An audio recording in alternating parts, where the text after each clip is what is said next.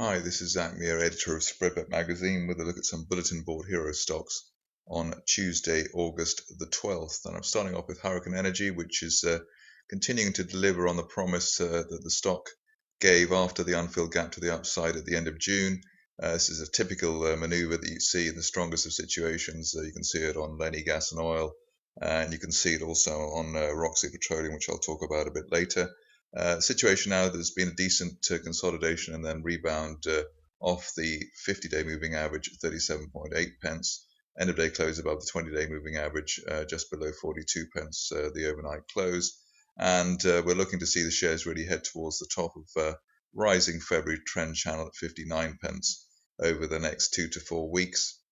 And really, that's also backed up with the extended RSI support line running towards 40, where the RSI is just broken back above the neutral 50 level to stand at 55. So even after the rise yesterday, the shares not overcooked by any means.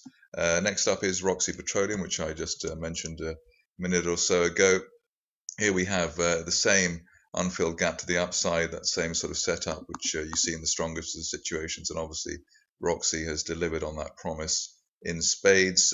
Two legs up here, a retracement back to former 10 pence resistance from early July, and then a new leg up after that. The situation now is that we've had an unfilled gap to the upside again, which is in theory a great signal as well, and should lead the shares to a retest of the 20 pence zone, which is the best level of the year, or 19.75 pence. But I would suspect that the situation may become a little bit more complicated just because we've already come up so far in such a short space of time. But at least the situation now is that while there's no weakness below the 10-day moving average of 13 pence, we're looking for 20 pence or more for Roxi Petroleum over the next few weeks. Finishing off with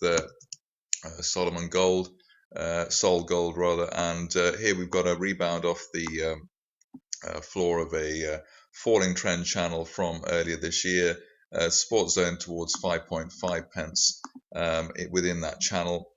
It looks as though also we've had a rebound off the very oversold RSI levels towards 20.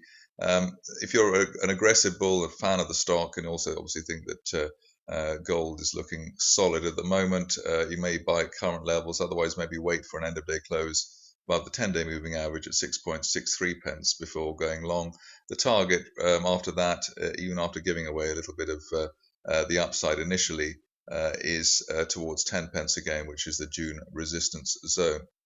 At this stage, only really a weekly close back below probably 5 pence would really snuff out the bull argument.